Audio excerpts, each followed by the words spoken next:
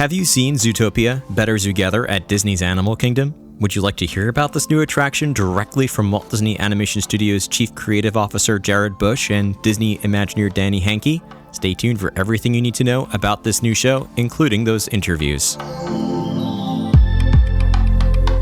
Welcome aboard Imagination Skyway, your guided tour through the worlds of Disney and Imagineering. I'm your host, Matthew Kroll, and it's my job to explore the stories and places we love and the people who bring them to life.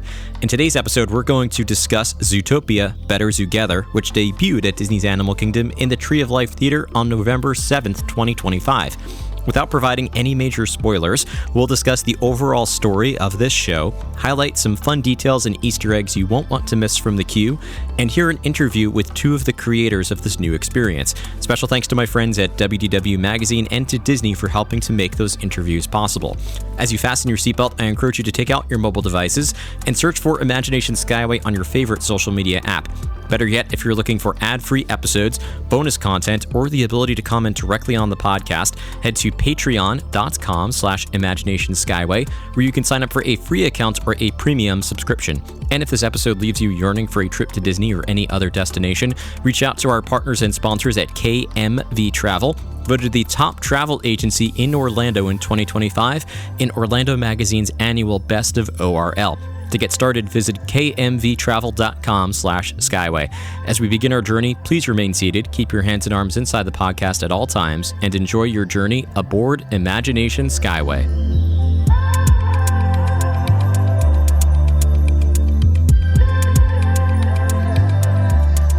This winter, technically this fall, there was a brand new show that debuted at Disney's Animal Kingdom, only announced not that long before the show's transformation, which is Zootopia Better Zoogether, which is at Disney's Animal Kingdom in the Tree of Life Theater, and it replaced It's Tough to Be a Bug, one of the opening day attractions at the park. I just got back from Walt Disney World and got to see this brand new show for the first time, and I wanted to discuss not only a little bit more about the show, but also a bit more about the media day that took place last month. And while I did not get the chance to attend this one myself in person, I was actually in jury duty when the media event was happening. I fortunately have a good friend from WDW Magazine, CJ, who was there to talk a little bit more about it. So first, I want to welcome back CJ to the show. You were on here a couple of months ago to talk about Beacon Barrel. It's great to have you back. Thank you again, Matthew. It's good to be back with you, man. I'm looking forward to another fun one with some fun Easter eggs for us to talk about. That seems to be our thing right now. You and I get to share some Easter eggs. It's a lot of fun. How many times have you been to Beacon Barrel since our conversation, by the way? Because you're local, so I feel like you get to go more often. I am local, but so here's the thing with being local is that you can't act like you're this local. Do you know what I mean? Like, life gets really expensive if you act like you live near Walt Disney World all the time. You're at Beacon Barrel every weekend. Yeah, could you imagine if we went once or twice a week to Beacon Barrel, what that weekly tab looks like? So I would love to say I've been a bunch, but I've actually only been one other time as a guest. But it was cool because, as I said back when I did the show, I did want to experience it as a guest. So I know we have a totally different topic to cover today, but a quick follow-up for everybody. It's worth it as a regular guest, too. It really is. So yeah, it was a good time.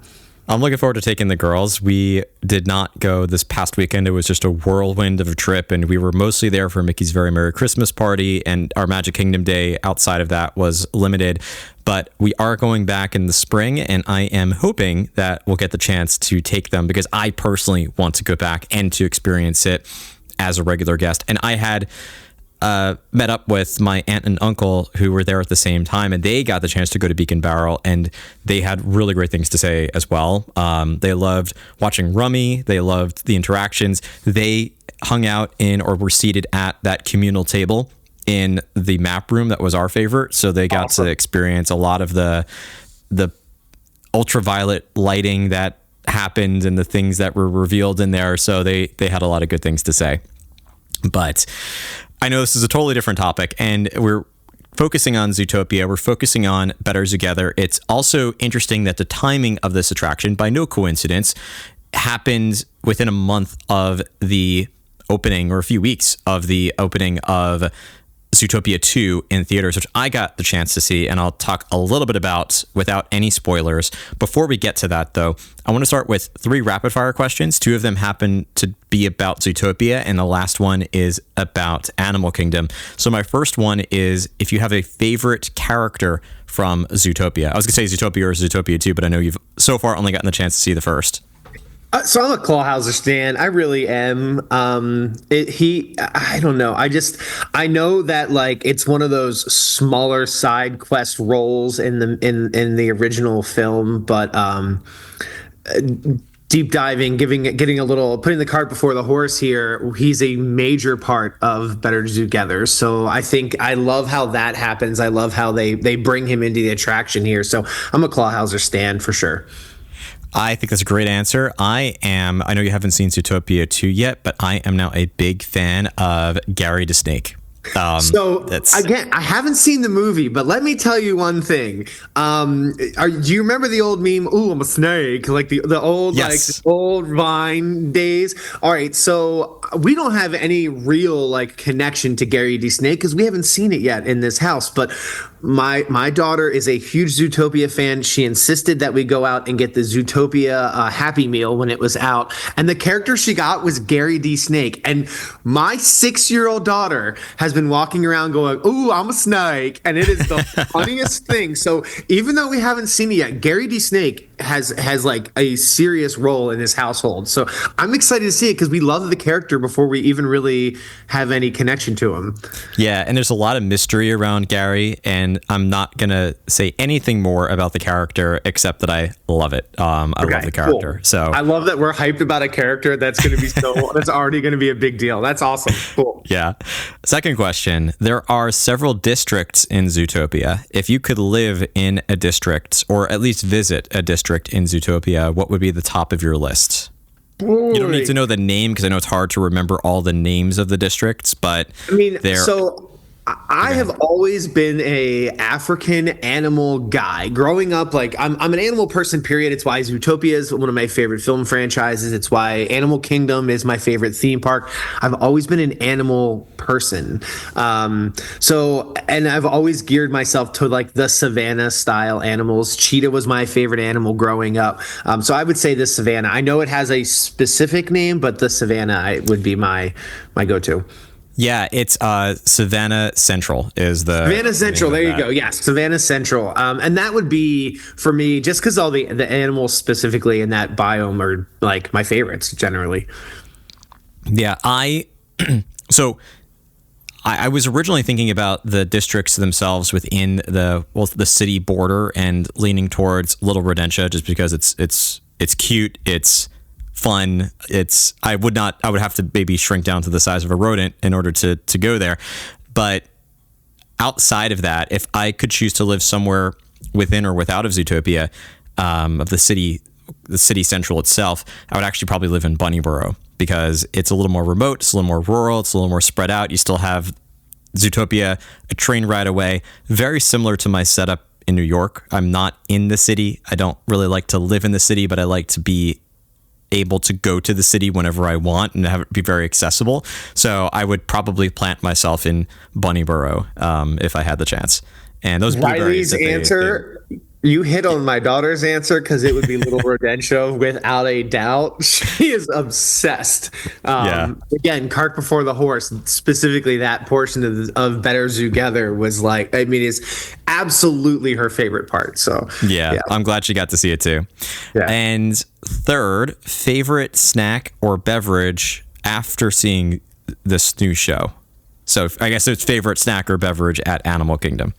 Oh, that's a loaded question. Okay, so the real answer for me is, and believe it or not, they're actually gluten-free for all the gluten-free people out there too. But you do need to head over to Tiffin's and sit on the side there and order the churros because I think they are like 10 out of 10. Not just like the better churros in Animal Kingdom, but probably the better churros park wide, like WDW wide. So I mean that's like that's a hard thing to do because you do need to like dedicate some time and energy to it. I was pleasantly surprised.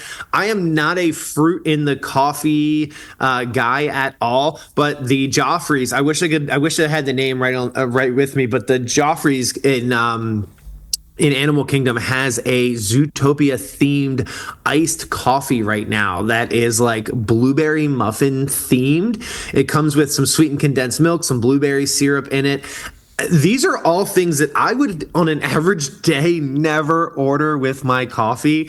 But as part of the media event, we got to try that and the Klauhauser donut macaroon. And both of those, I thought would just be like Instagram treats, you know what I mean? Photograph night, but delivery would be subpar. Both of those were incredible, but special nod to that coffee. That really was a surprise to me.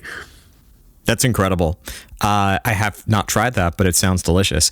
But I'm going to actually piggyback a little bit on what you just said, and I would head over to Nomad Lounge after seeing the show to enjoy the churros, which are delicious, the sliders, which I also find delicious, and the Balinese Breeze is my favorite beverage. It's non-alcoholic. It has, if I remember, I almost have the recipe memorized, but it's a mountain berry iced tea with agave and simple syrup, I think is the the mix there, but it's just so good, very refreshing. So that'd be my setup after. I love the sit outside of Nomad. It's especially this time of year when we're not crazy hot down here. August, maybe not so much. No. August is a rough time of year, especially when the flotellas were going around and you could sit out there and catch a flotella going by. Like I really enjoyed that. I had to look it up to remember the name of the specialty cocktail that I get when I go there. It's the Tempting Tigress. I knew it was something Tigress related. I'm a big bourbon guy, so this is Russell's Reserve 10-year bourbon, St. Elizabeth allspice, dram liqueur, tamarind, and lime juice, and it is all of those like fall and like beautiful like wintry vibes. So again, this time of year, sitting out there and enjoying that cocktail, Tempting Tigress, with my churros. Got to have those churros. Yeah, that's such a great answer. So let's talk a little bit about this new show and about the media day. And I'll preface by saying that I did see Zootopia 2 before going to see the show, and it helped to see Zootopia 2, but I don't think it was a necessity. And you saw the show now. I've seen it twice, and I will tell people right now, I don't think, and honestly, part of me is excited to see the movie now because to me, this was like the ultimate teaser trailer. That's the best way to put it, is that I think it's almost like I know that it plays a lot off of what's happening in Zootopia 2. You can tell by watching it, but there's no spoilers that I can think of, that I know of. I mean, again, I haven't seen it, but if anything else, it's just the ultimate hype machine for the franchise and for the new movie. Yeah, it definitely serves that purpose. I think it's similar to Pandora, especially Flight of Passage. You don't have to have seen Avatar to appreciate and enjoy and love that attraction. If you have, it enhances it a little bit. But on the flip side, if you haven't, it in some cases makes you want to go and see Avatar, because if you love the attraction, you're maybe a little more likely to want to see the source material that it was based on. So a few cases of that exist around Disney, but I think even just in Animal Kingdom, Flight of Passage serves as a good comparison, that you do not have to have seen the film. You're going to maybe not recognize every character, but honestly, they also included new characters that were not in the films that made for a great fit in the show. So I'll say that Zootopia 2, if you haven't seen it yet, definitely go and see it. I would see it in theaters if you can.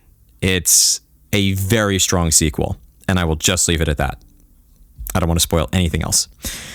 So you got the chance to go to the media day for Zootopia. Tell us a little bit about what that experience was like. And I should say, sorry, for the media day for Zootopia Better Zoogether, not the film. So tell us a little bit about the media day for this attraction. So it was kind of nice because a big part of the day was kind of a free for all. They wanted us to kind of walk around the theme park as a whole and see some of the animals and some of the lands that had actually inspired the animation and the movie. For those of you who do not know, the animating team actually came to Walt Disney World and visited Animal Kingdom and Animal Kingdom Lodge to see how some of these animals that they then animated in these like human forms, how does a gazelle move, and learning the basic features of them. So it was kind of cool because when you talk to some of the team who they've now made it back around for their second movie, this was like a homecoming for some of them, coming here and being part of this attraction and part of the next movie, part of the franchise. So that was a really cool kind of choose your own adventure portion of the day. Obviously, we had the typical interview portions and stuff, which I know people will hear as part of the show. But I always like a media day that kind of allows us to go at our pace, and that was a very strong part of this media day, was kind of choosing your own adventure and walking around and stepping through the footsteps of these animators, and what they did to bring these animals to film in a different way. Yeah, it's a strong connection between animation, Imagineering, and the park experience. So it's wonderful you had the chance to learn a little bit more about that. What are some of the highlights or the most interesting things that you learned about the developments of the attraction? Honestly, I think I just hit on it. Disney has, I don't want to say unlimited resources, but they've a good amount of resources. If they wanted to send this team, to Africa for months, that they could have. But I think they knew what they had in Animal Kingdom and Animal Kingdom Lodge, not just with the animals, but with the team of people that are the animal caregivers, the people who are educated in working with the animals on a daily basis. You hit the nail on the head. I don't know if we have the Zootopia that we have if we didn't have Animal Kingdom, because of the symbiotic relationship that they all had with each other, working through every single step of the process. And when you get to interview and you get to talk to, the Imagineer who was working with the animator who was working with the actor, and you quickly realize that there weren't 7 degrees of separation. Most of the time you're talking 1 or 2 degrees between these messages getting passed around. And I just thought it was really cool to see it come to life and know that, man, Animal Kingdom and Animal Kingdom Lodge were a huge part of that film, and the new one, and the attraction we now have. So yeah, that was, as the Animal Kingdom lover that I am, that was really awesome to know it played such a massive role in the franchise. Yeah, that's really cool. And part of this was getting the chance to interview Jared Bush, who's the Chief Creative Officer of Walt Disney Animation Studios, obviously has a very direct role in the Zootopia and Zootopia 2 as well. And then Danny Handke, who's the Senior Creative Director for Walt Disney Imagineering. What were those experiences like, getting to chat with both of them? And were there any other insights other than what you just mentioned about the developments that you mined from that conversation? No, I don't want to spoil too much. I know they were quick. I know they were relatively quick. They were pretty quick. Jared, we were lucky that we had a good group style interview with him, which was pretty nice. We all just got to kind of stand and ask a round of questions. His passion for not just what he gets to do, but also when you see him talking about coming to the parks and learning and seeing it all firsthand, and then getting to animate it and getting to design, there's no doubt. You can hear it in the interview. He's so passionate about what he does. That passion's infectious for anybody who's a creative like me. I'm a photographer by trade. It is what I do. It's what I love to do. It is my main source of income. And I love to be creative in that art. Do I do the family headshots and the weddings? Sure. But where I really think I thrive is in a creative storytelling atmosphere. So to hear that from somebody who gets to do that in a different way, that passion is very infectious. Yeah, and it shows in the interview. It shows. You can hear it in his voice when he talks about it.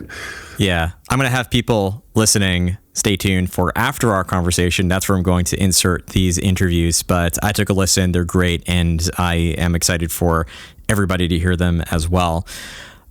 So let's pivot to talking a little bit about the experience, things that guests should look out for. I'll try not to provide too many spoilers, but I always like, similar to what we did for Beak and Barrel, right? We gave everybody an idea of what to look forward to and some of the details they might not want to miss while they're there without necessarily giving away everything. But I think a great place for us to start is the story of Zootopia Better Zoogether, and I'm going to read from Disney Parks blog because I always find that's the best place to get this information. So the article says, quote, "When you migrate over to the Tree of Life Theater, you'll find you arrive just in time to the main stage for the Zoogether Day festivities with familiar furry faces and new friends like Heidi Howler, a slick-talking wolf who hosts the Zoogether Day live broadcast with excitement, energy, and quite a bit of howling. Awoo! Zoogether Day, a celebration of unity amongst the diverse biomes across the city, will be recognized with special performances such as ice skating spectaculars from the heart of Tundra Town, synchronized swimming direct from Marsh Market, tiny mouse drone shows soaring over Little Rodentia, and of course a musical finale by Superstar Gazelle, all of which you'll see from the live stream watch party, with talented cast from the films like Ginnifer Goodwin and Jason Bateman returning to lend their voices to these beloved characters, and contributions from filmmakers Jared Bush, who helped write the script, and Byron Howard, who directed the animation, all of which was done by the talented artists at Disney Animation. Working closely with the Walt Disney Imagineering team to bring the attraction to life, Zootopia Better Zoogether brings us all deeper into the beautiful world of the animal metropolis explored in the original Zootopia, as well as the new feature Zootopia 2, coming to theaters November 26th.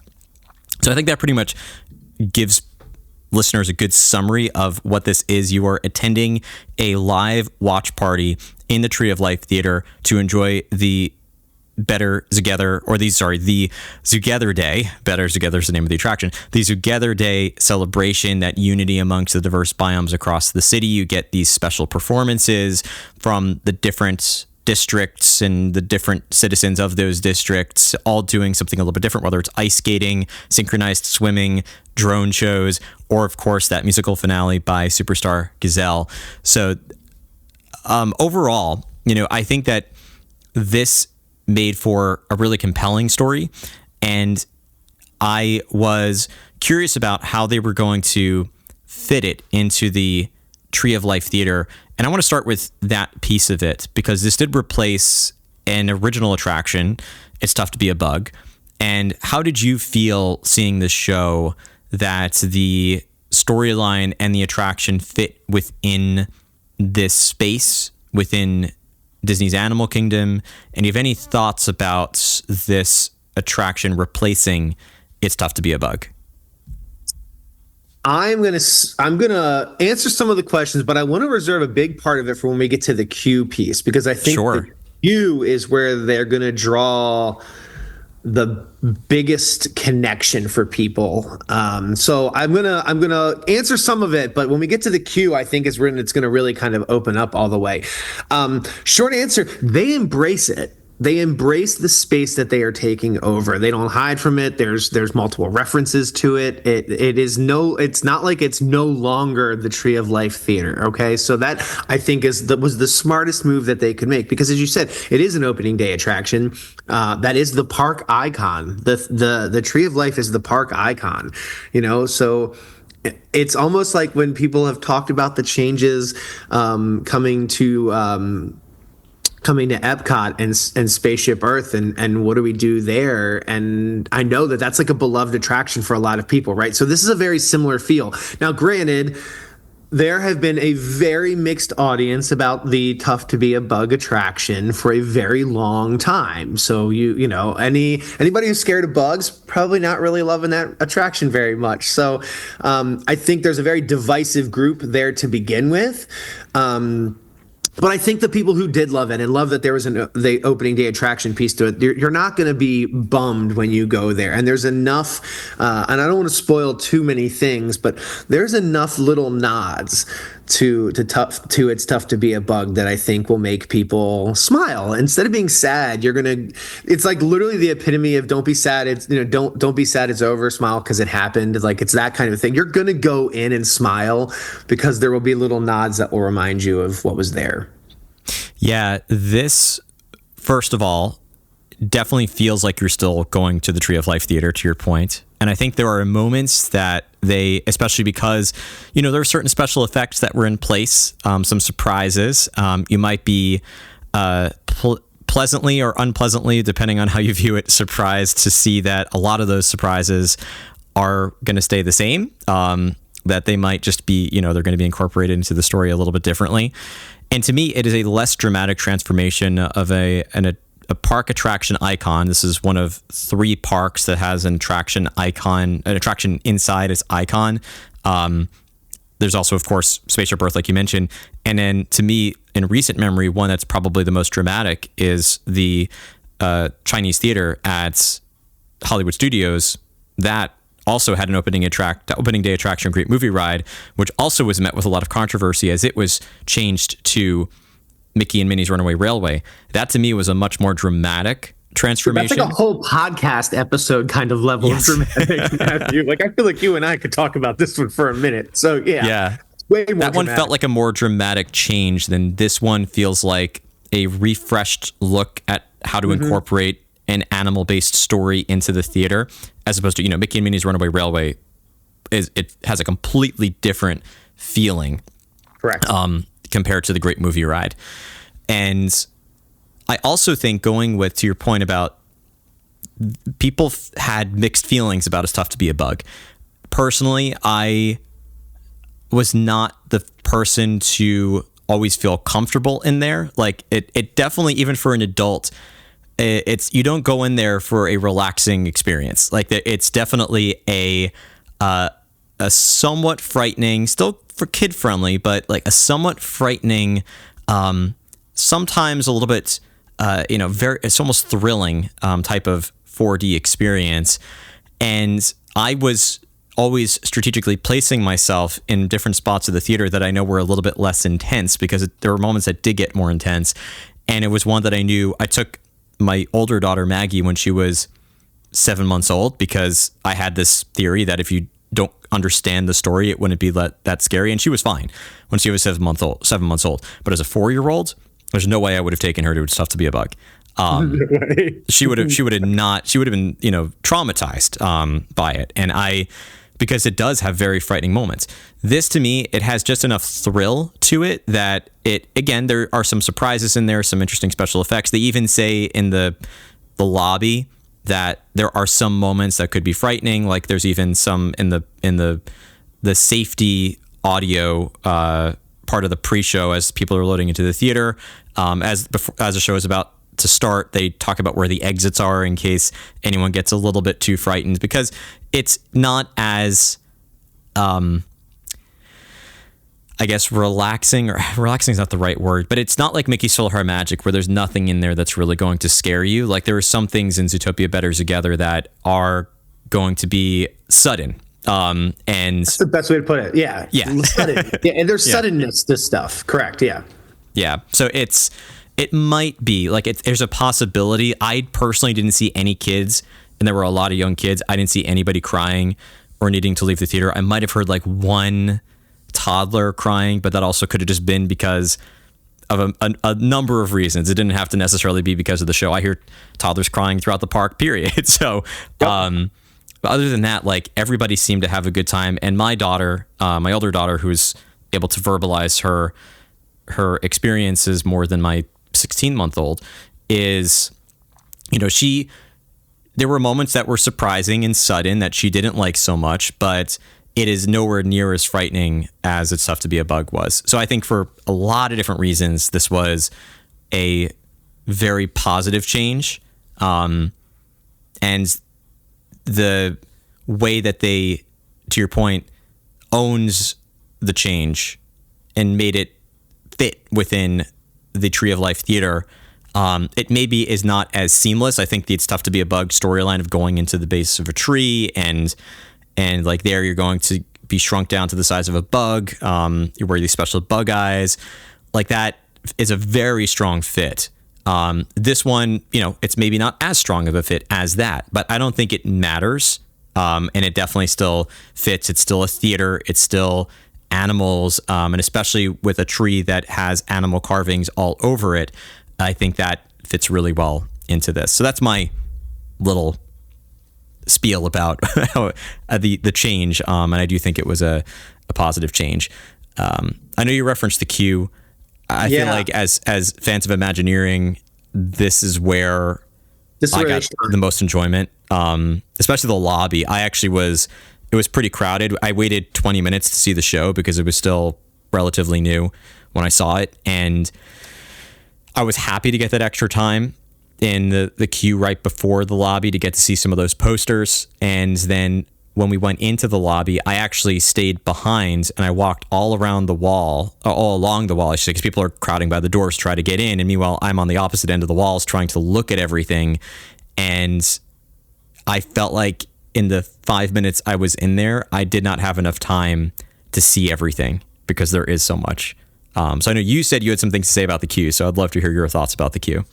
So my things with the queue actually come with like a little bit of a hack, because this is one of the few places I think take your time and enjoy your time in the queue. The worst thing that you can do at this attraction is try to be one of the first people going in. The one thing at this point is pretty public knowledge. To me, one of the big wow things of the attraction itself is the Clawhauser animatronic that you get to enjoy during the show.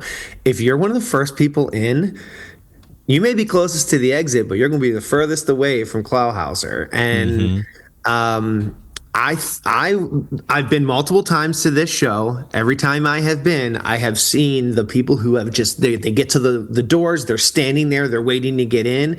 And then I very quickly watch as they walk all the way across the auditorium and realize they don't want to be that far away, but now you're stuck. So really take the time and enjoy what's in the lobby, because there are so many, and I don't want to spoil things for people, but there are so many little nods to It's Tough to Be a Bug, to Zootopia, to the franchise. There's the Pandora section playing homage to Pandora, which I actually learned that they brought Pandora jewelry designers in to help them design the Pandora section of the attraction so that it looks like a true Pandora style jewelry line, which I thought was really cool, because again, that's the level of Imagineering that they would do, right? They would actually bring in Pandora designers to help with that. So there's a lot of little hidden gems throughout the entire lobby, and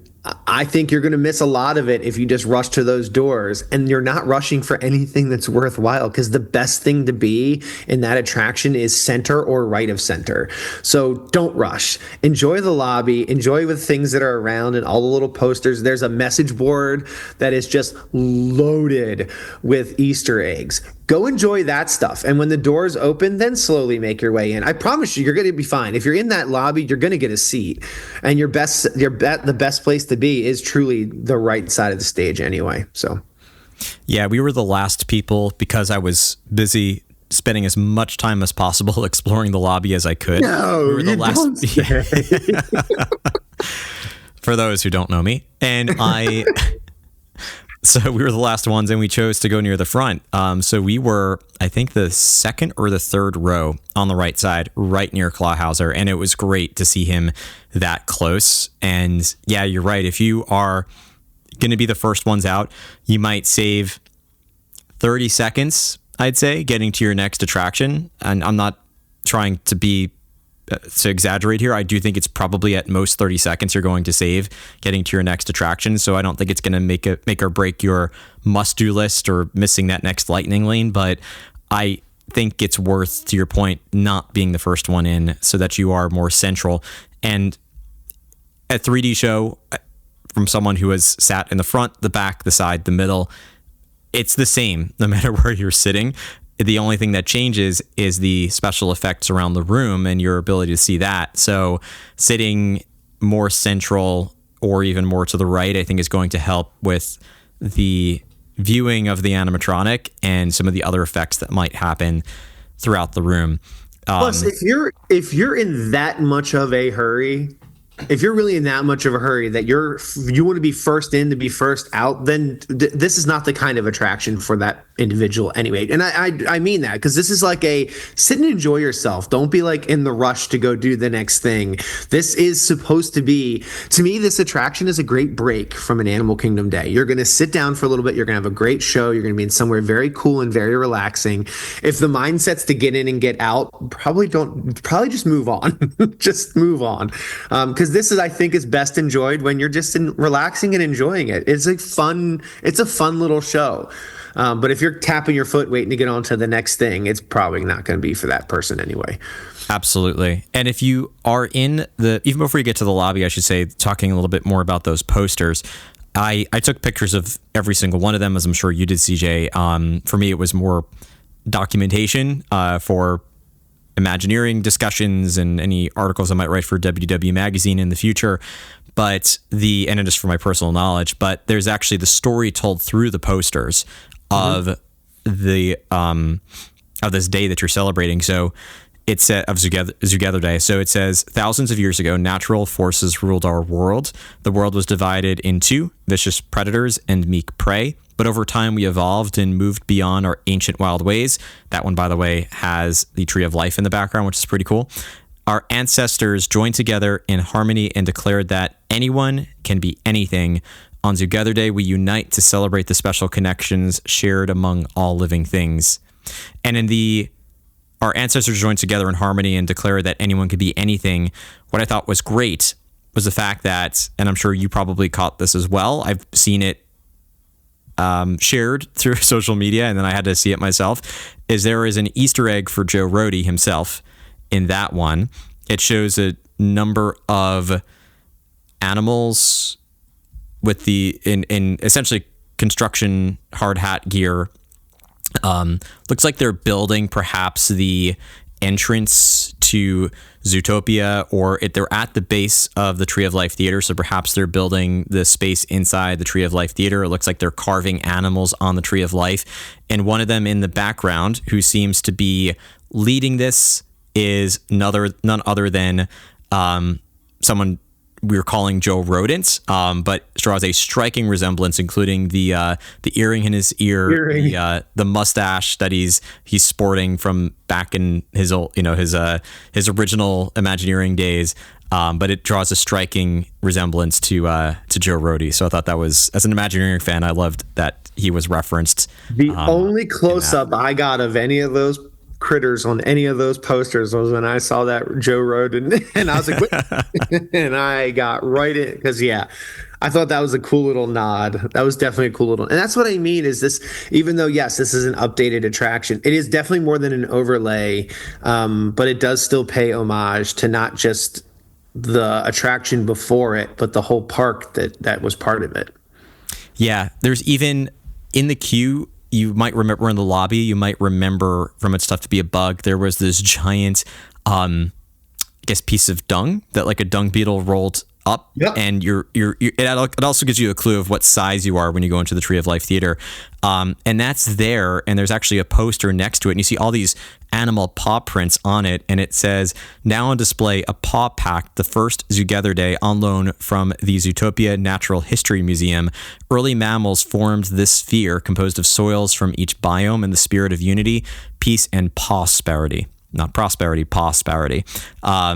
And in fine print, it says, the earthen orb is traditionally rolled from district to district ahead of each Zoogether Day, growing in both meaning and magnitude with each ball movement. This monumental relic symbolizes the enduring responsibility of all species to preserve the delicate harmony of Zootopia, a shared commitment of the highest order. So I think it's pretty cool that they have this still featured there. I did like, to your point, the Paw Dora display that was there, and the billboard, very similar to the billboard we talked about, or the bulletin board we talked about in Beacon Barrel. There is just so much that is on this billboard. There's even the Zootopia Conservation Fund, a button for that, which is, of course, much like the Disney Conservation Fund. It draws a striking resemblance to that. You've got like today's stage manager. You've got an ad for the ZPD. If you've seen Zootopia, you probably remember. I'm pretty sure it was Zootopia. It could have been Zootopia too, but they have this. It's not a major spoiler. Like there's this part where they're in a chase scene, and you pass by a table out in the street that says "Totally Legit DVDs." And it's got, totally not legitimate DVDs, but there are names of movies that are Zootopia versions of Disney films. So there's Engato, Floatsin 4, The Three Caballos, Mulan, like M-O-O, Fish, The Emperor's New Hooves, Moana 2, like Meow, and The Little Marsh Maid. So you've got those here. You have a national, it's not National Geographic, it's a National Geographic, I think it is, or Giraffic. Giraffic, like giraffe. Yep. Yeah. Exploring the world beyond Zootopia. There's like even a newspaper article from the Zootopia Times that's Happy Zoogether Day, and is talking all about this celebration. It's just really, this whole queue, you could literally spend 20 minutes in there, so maybe even waiting for a show or two, just sort of looking at all the posters, looking at there's a map in the very, very far end of the lobby that is showing you what the order is of the shows that are going to be happening in Zoogether Day. So and it's marked like where they are in this map, or on this map of Zootopia. So you have the Tree of Life Theater marked there, which I guess was added to Savannah Central. You have Predator and Prey Ice Ballet, Marsh Maids, Shrew Angels, and Gazelle. So you have sort of like, you can actually see physically where in Zootopia those things are happening, which was kind of cool. I also love when you are walking in, if you're going through one of the doors in the middle of the lobby, you can look and see a little tiny entrance that is there for the residents of Little Rodentia. And it is a small scale little lobby entrance into the theater. And again, it's just one of those tiny details that I think it's right next to your doors to go in. And I think so many people just weren't paying attention because they are just focused on getting in and getting out. And I mean this wholeheartedly when I say at least 25% or 30% of what I thought was awesome about this attraction was pre-show. So, if you're a fan of this franchise or getting to know the franchise better, don't rush. Just really do enjoy. This is not your standard lobby going into like the villains in Hollywood studios, where like, yes, the getting in to see villains, it is about the show. This, to me, there's so much build up to the actual show that we're about to go see that I think it's really worth your time to look around and make sure you catch as many of the Easter eggs as you can. Yeah, definitely do that. We've spoken at length about the queue. I don't want to spoil the show, but what were your overall thoughts about the show itself once the show starts? So from when you're seated in the theater, doors closed, until the doors open. I have seen, as I said, I've seen it multiple times now. I have also seen it on a day where the Clawhauser animatronic was not behaving. So I've also seen the show in its B mode, which was kind of nice to experience because then I know what happens on those days. Let's all be honest. There are going to be those days where Clawhauser's chewing away on some donuts, I guess, and doesn't show up quite the way he's supposed to. But the B mode is great. No spoilers on what they do, but Clawhauser's still very heavily involved. He's just not there in animatronic form for the B mode, which, obviously it's not ideal, but it was still really great to experience that so I can see what happens on a less than perfect day. So yeah, soup to nuts. I really love it. I really do. To me, I also try to remind people, if you're in our age group and you don't love it, it is not for us. I'm looking at it through the scope of a dad of a 6-year-old daughter. I saw it first with her, and she loved it. And then we did the media preview, and obviously I went there alone, but I had already kind of experienced it kind of through her lens at a cast preview. So it was nice to get to, as I say, kind of see it in multiple ways with multiple people, but I love it. And I love it through that scope of a family guy who appreciates when there are things for us to all do as a family. And this is very much a all ages, all categories show. It hit on all marks, if you ask me. Yeah. Seeing this for the first time, so I've only seen it once. I think I need to go and see it again. And I do think it was fun. It was family friendly. It was, very entertaining. I loved the characters that were featured in it. I thought the way that they built in the special effects was fun, and there were some hilarious moments that made us laugh. There were some again, sudden surprising moments that made us either jump in our seat or it's made for that then also led to laughing, just so there were it was a very joyful experience. The one thing, I need to go see it a second time. My one thing that I was surprised by was I felt it moved really fast. Like, I felt that they tried to fit a lot into the show, but maybe had a certain max time that they were looking at for operational capacity or whatever it might be.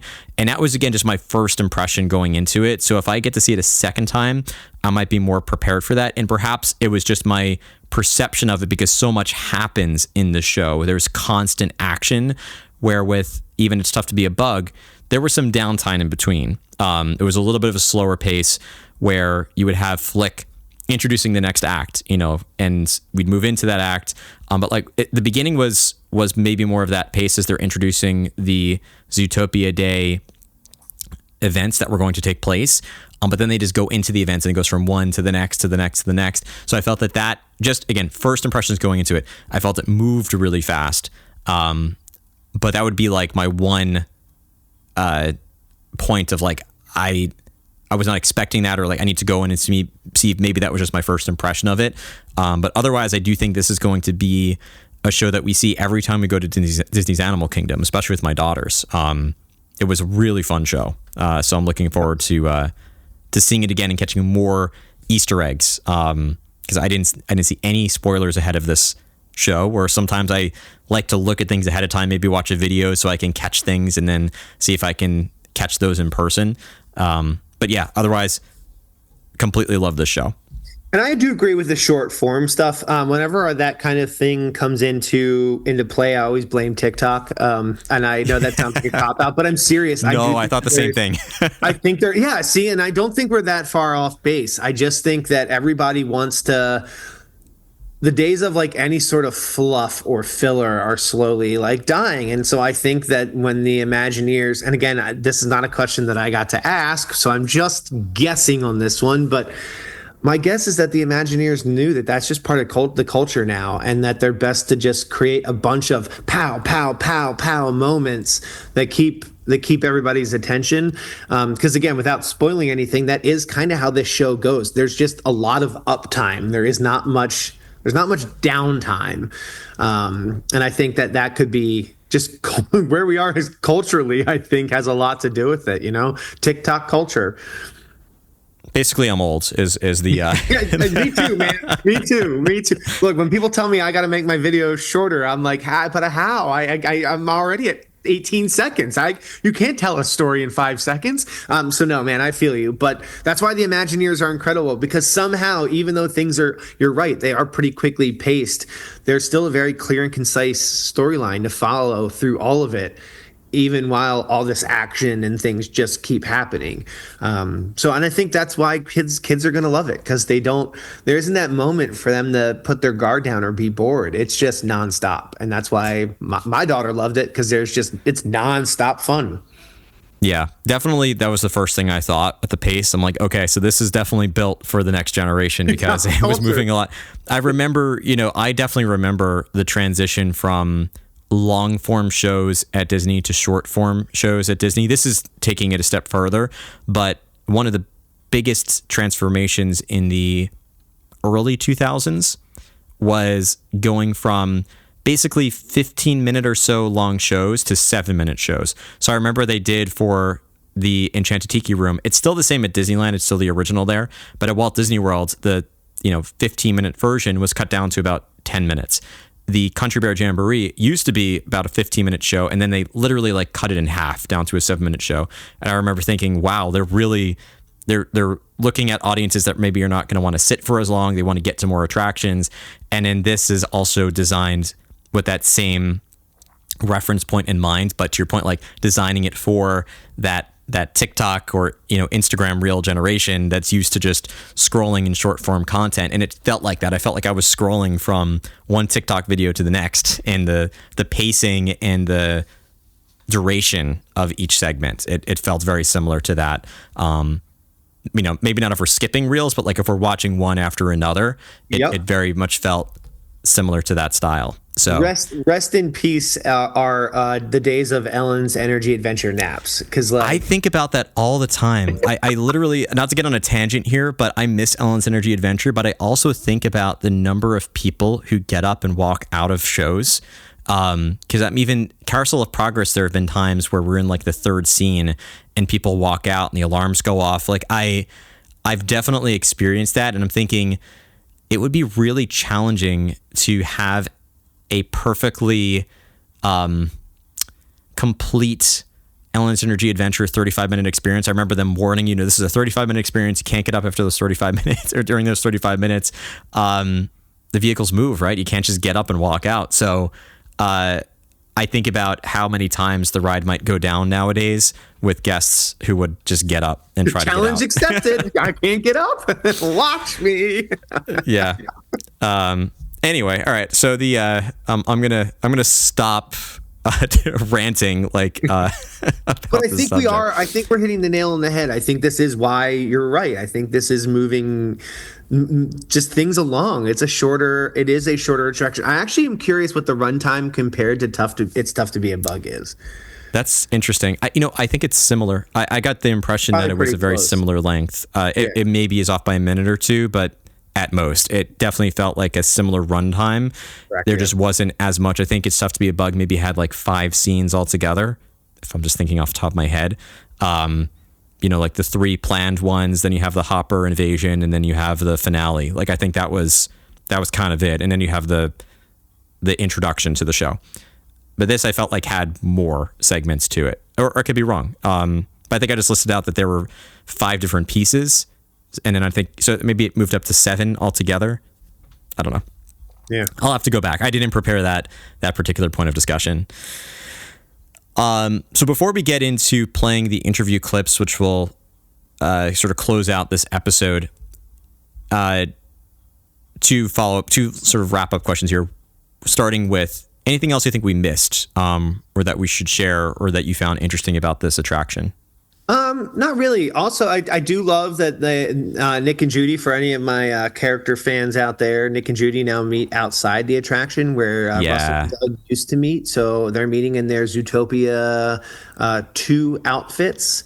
So slightly updated looks for them. So if you are a character stan like me and my family, and you want to make an opportunity to see them, they do meet right there outside the entrance of the attraction. So definitely worth doing that too, if you like characters. But the attraction itself, no, I think we really hit the nail on the head. I think it's pays a great homage to the former attraction. It is certainly a great addition to the franchise, and to me, perfect. Look, this is not an e-ticket attraction. They never build it as such, right? Like they've never gone along building this as an e-ticket attraction, but it is a phenomenal family-friendly attraction. So definitely one that should be part of your Animal Kingdom Day. Yeah, and I'll say, even if the line is back to the sign at the entrance marquee, which it was for me, it still was less than a 20-minute wait. So don't be intimidated. It is a people eater. It is a show with a theater that can accommodate a lot of guests, and the turnaround time is maybe about 10 minutes. I'm just sort of estimating here. I'd have to go back and see exactly how long it is, but it feels like about 10 minutes. So that queue is constantly moving at like a slow pace. You're never really stopped at any point. You kind of like meander slowly into the theater, and then, or into the lobby, and then you're just hanging out in the lobby for a few minutes waiting for the show to start. So I think it's worth seeing. And to your point, yeah, not everything is an e-ticket. This was never intended to be an e-ticket, and we don't need e-tickets. We also need the A, B, C, and Ds. And I think this is a one that will definitely accommodate all families. You know, you're not going to be queuing up for an hour and a half like you might on an e-ticket attraction, or needing a lightning lane for it. So definitely worth seeing. My second question, or last question here, is anything you want to plug for WDW Magazine that you have specific to Zootopia, or to this show? Because I know you took a lot of photos, you got a lot of content from the media day itself. And I also want to thank, by the way, you and Steph and Danny for stepping in for me, because I could not physically be there. I know you're all going anywhere for WDW Magazine, but allowing me to share out some of these interviews and to have this discussion with you. So I want to thank all of you for allowing me that chance. Honestly, I think I did do some stories the day of, which was obviously a blast. I don't think content-wise, we've got a whole bunch coming out about this. I don't want to speak for what Danny and Steph may have in the pipeline, but it's always fun for me to get to do these things. I always tell people, look, and I said it earlier, I really am a photographer by trade. So anytime that I'm learning a new skill, going into interview, or going in to do something totally new and different, I always appreciate the opportunity to do it. So when I found out that these were things that were going to make their way back to you, I was like, oh, well, that's cool, because then Matthew and I will have an opportunity to talk about it down the line. So honestly, man, thanks for having me on. I said this to you last time. Podcasting was what started me on my Disney adventure to begin with. I started behind a microphone before I ever even got behind a camera. So to hop in the saddle with you and just to do this all over again now for a second time has been a blast, man. So that's my biggest last thing, is just to say thanks to you for allowing me to get back in my old saddle and do my first love all over again. It's always fun to talk to you, especially about topics that I know we both are passionate about, like today. So yeah. Likewise. And I'm sure we'll have you back in 2026. So yeah. This was great. Thanks to you, CJ. And let's transition to those interviews you recorded. All right, first off, could I get your name and spelling, please? Sure. And your position in the company. Okay. Danny Handke, Danny Handke, and I am a senior creative director at Walt Disney Imagineering. Awesome. How long have you been with the company, and your preferred pronouns? 22 years. He, his, is that right? Yeah, he, him, okay. he, his. Yeah. Yep. All right. Let me get my writer's questions up here. All right. All right. So first and foremost, one that we were really excited about is the original design shrunk us all down as guests down to the size of insects. Mm-hmm. What are we doing here now? Are we still shrinking down? Are we just invited to a big party? What's the lead up to absolutely. Zootopia? Yeah. So we start in real world Animal Kingdom, Discovery Island, mm-hmm. And so all of our signage outside looks like the artisans of Discovery Island have crafted everything, hand made everything. Then as you head into the tree, we have these little story panels that kind of set up that, like, hey, we're about to enter a parallel world to our own. Like, when Animal Kingdom, you think of dragons, like the original Animal Kingdom, this has its own parallel storytelling. This is like kind of a fable of the Animal Kingdom, right? This story of Zootopia. And so we find out that the animals evolved from animals into the citizens of Zootopia, and they celebrate this Zootopia Day. So when we get into the lobby, we are now in the world of Zootopia. So we transition from the real world into the world of Zootopia, and we do actually shrink down to the size of small mammals. Okay. So you see rodent-sized outhouses and trash cans, and a lot of our props and things are scaled appropriately to Clawhauser, our audio animatronic. So we kind of take on the scale of that. It's kind of small mammal size. So speaking of Clawhauser, yes. Was this a collaborative thing to make him our host? Was there really were the animation team, were they really gung-ho about it? Were you all gung-ho about it? I'm really, because I'm a Clawhauser stan, so I was really happy to see him have his time. Yeah. But how did it come to be that he was our host? Yeah. So early in our Blue Sky process, when we were trying to kind of break story and figure out what this is, we were trying to figure out who would be the eyes and ears of the audience. We wanted someone in the theater with us that then takes us on this journey. And there's a short Disney Plus short, Zootopia Plus short called So You Think You Can Prance, where he's the main character and he just wants to dance for Gazelle and get picked by her to win this contest, right? And so we love, oh, that's really fun. Like if, we're in a theater, there's going to be a Gazelle moment somewhere in the show. And so he would want to be there to be picked to be on stage with her. And we just thought that was the perfect character for that. And then when we pitched it to the studio, they totally agreed that he's kind of this funny, bumbling, kind of goofy guy, very lovable and huggable.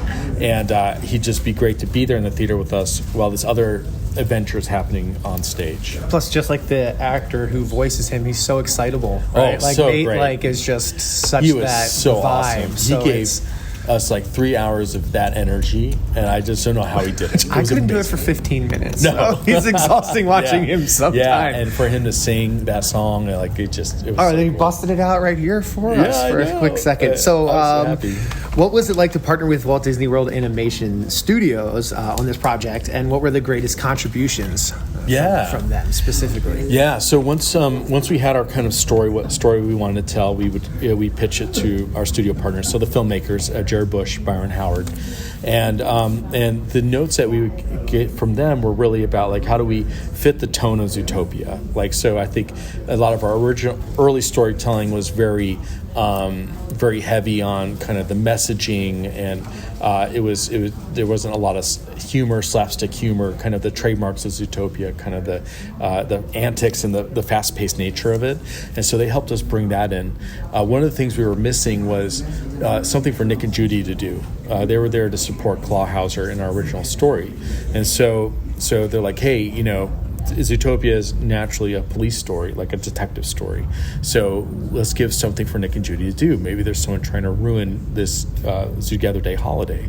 And so they helped us kind of craft that story of okay, there's, the layer of Clawhauser being picked to be on stage, the layer of Zoogether Day, and the layer of Nick and Judy trying to stop this person from ruining Zoogether Day.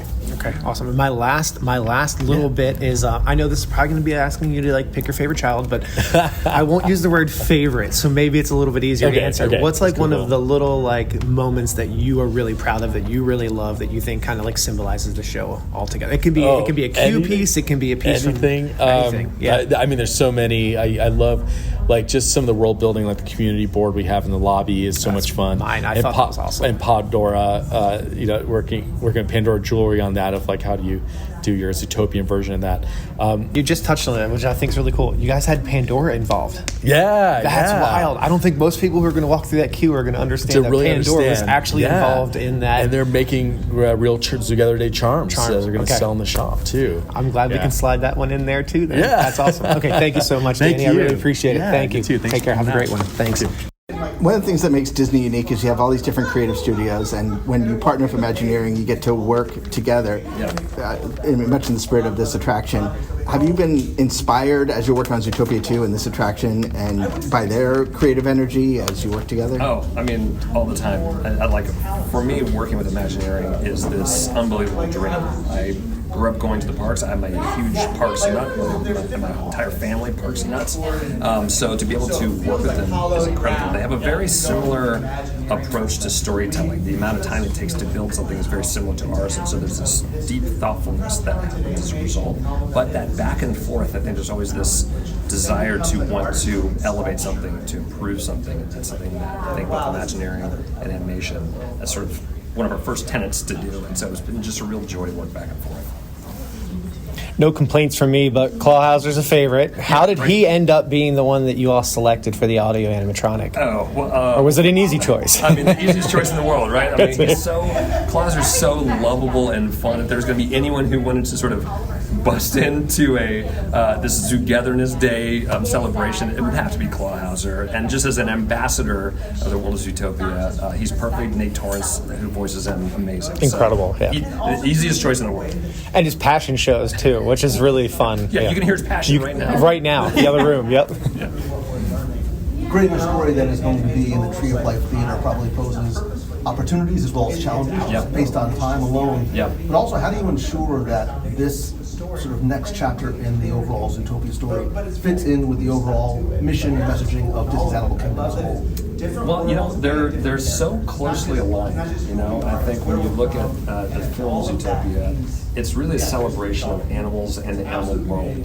The whole design of the city of Zootopia is that all these biomes exist together. The way the whole system works is they're really interconnected, which is one of the major tenets of this park. And so trying to come up with that collaboration made so much sense for us. Of course, it's an amazing responsibility. I think that's why partnering with Imagineering is so critical to that. And I think anytime through the process where it felt like we needed to push harder to make sure, man, this really is going to make sense in this place, was really easy back and forth for both animation and engineering. I got one more. If that's it's a twofer. I love it. A new Easter egg that's in like either the queue or the attraction that you really love that pays homage to Zootopia. And is there an old Easter egg from the previous "It's Tough to Be a Bug" that's like held on to that you like? Yeah. So it's tough because I never like to spoil an Easter egg. I have to say that one of the really fun things is actually discovering them. So. Same way with our films is that you'll watch it and you'll realize, oh my gosh, there's these little moments that someone has put in there and it's perfect. I will say that they surprised us yesterday. There's a newspaper in the queue that has I'd say a few names in there that I wasn't really expecting. That was great. Of course, you may recognize an enormous dung ball that you'll see down there and how they were able to use that again. So that was a treat. Cool, very cool. What's it like to create stories in an immersive world where you're not just having a film screen, you have water effects, you have audio animatronics. Yeah. How does that affect your storytelling, brainstorming process? Well, it's interesting. I'd say that though we work in film, we really think about the immersive quality just making film alone, regardless of whether it would ever go to a park. I love the feeling of being surrounded. I think it's really important that Disney Animation takes you somewhere with characters you love, but also immerses you in a world that you want to be in. So we actually think about that quite a lot. Something we talk about is, if this story was ever to be in a park, what would that feel like? That's really important to us. And so, to me, thinking about that is amazing. But then when you actually see it realized in real life, it's a very different thing. So thinking about how do you take advantage of the fact that you can have these moments where there's water splashing on you, or there's snow falling from the ceiling. That's an incredibly, really fun part of it. But I'd say, there's something specific about the world of Zootopia that really lends itself to that. Going off that, did your animation team have to learn new techniques because it's in 3D? Yeah. Well, interesting. So all of our films start the same way. And people are drawing 2D images, sort of very rudimentary sketches. But when we're actually moving the characters around, when we're animating, that's actually always in a three-dimensional space. So our films are actually natively in 3 dimensions. So that's something that our animators, they do every single day. So that translation to here was an easy one. Now that said, we have these amazing stereo teams or 3D teams, and they were really able to push what they do. Typically, if you were to go see one of our movies that's in 3D in a theater, it's not interactive. There's sort of a level that audiences anticipate what that is. For a show like this, you want things to really pop out of the screen, so they had the best time on the planet because they got to pull out all the bells and whistles. So, something that might be a complete coincidence, but with It's Tough to Be a Bug, you had the animatronic and almost like individual performances. With Zootopia, another big animatronic, multiple performances cutting throughout. Is that a complete coincidence, or was there any intention there to kind of honor what was there before, and since it already worked with kind of the blueprint itself? I'd say that might be a good one to talk to the Imagineers about. I'd say for us, being such a fan of the parks, I think homages to anything that's ever been here. I mean, that's something obviously a hallmark of Zootopia is to throw these Easter eggs of things that have come before us or inspired us or are part of our childhood. So I think that's a big part of it. The specific mechanics, you'd have to ask them because that's my brain doesn't understand that part. I'm good with words on a page, and I like seeing characters come to life, but actually doing it physically with technology, that's another brain. And then I guess I could add on to that real quick. As you guys are collaborating on future projects, was there a big takeaway from this show while you were working with this project team that you think could impact future Disney animation experiences at the parks worldwide? Yeah, I mean, always. I'd say, to me, it was such a good representation of how we work well together. I think when we come into the process, what that back and forth looked like. It was, for this show, it was perfect. And so thinking about when is it important to have a foundational conversation, or or when is it important to talk about character personality that may inform an audio animatronic, or the screens that you have in the background. Having those conversations early on is critically important. So, as you can imagine, there's a number of things that have been talked about or some that haven't. We're using that. I think for any Disney attraction, it's about the way it makes us feel. And I caught myself smiling the entire time, which I'm sure was a lot of what the intent was. But I think specifically for Disney's Animal Kingdom, I think there's also a mission and a message and a takeaway that we're supposed to have. What do you want, if you were to sort of explain it to your child, what would you want someone to take away from the attraction on a sort of a larger scale? Yeah, I mean, I think it's truly that we're all interconnected. That's one of the major tenets of this park specifically. But I think in the show, you can see that all these biomes are interconnected, and that we are all in this world living in it together. And that, to me, is the most important thing, to see the enormous benefit of that, how it makes everybody better. But I think, to me, it really is that interconnectivity. I got one last one, because it was really cool hearing that you started specifically animating this at Disney's Animal Kingdom Live. So for you personally, how cool is it? And I'm not going to say full circle, because I'm going to hope the circle keeps getting drawn and you do a lot more. But how cool is it for you to see this kind of come full circle, and now you're back here where it all started? Oh, it's mind blowing. I mean, I think so many of us at Disney Animation, we're all kids ourselves still. To be in the park at all is always a treat for me, but to have something that, I remember, going on the safari track and looking at all the animals just being blown away, and to be back here with this attraction opening for me is honestly, it's like an immense dream come true. Well, and congratulations. Yeah, obviously, congratulations on that. That's pretty awesome. Thanks so much. Yeah. Real quick, one last one. I guess as the show's opening before Zootopia 2 releases, you've already hinted on that. As you have so much going on in your life now, leading animation studios, kind of diving back into this world of Zootopia, is there anything that you can put into words of what that means now, having this show open and the movie coming out and overseeing everything at the animation studio? I mean, it is surreal. I'll say that I love this world. I love these characters. Any chance I have to spend time with them, to me, is like it's this absolute treat. But it's also, being able to hang out with your friends again. And I mean that both the voice actors, but also the characters themselves. I love it. I love it so much.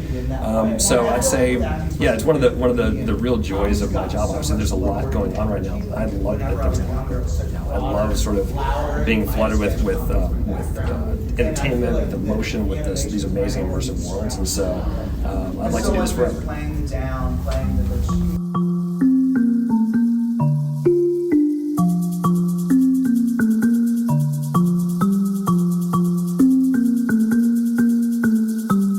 Welcome back to Imagination Central. Before you exit this episode, remember to follow Imagination Skyway on social media and share the show with anyone who might enjoy listening to our program. For ad-free episodes and bonus content, create a free account or sign up for a premium subscription at patreon.com/Imagination Skyway. When you're ready for your next vacation, remember that listeners of Imagination Skyway can get rewarded for booking a trip to Disney through the end of 2026 through KMV Travel, voted the top travel agency in Orlando in 2025 in Orlando Magazine's annual Best of ORL.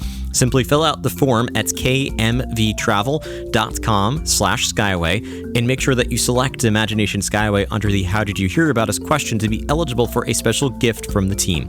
Terms and conditions apply.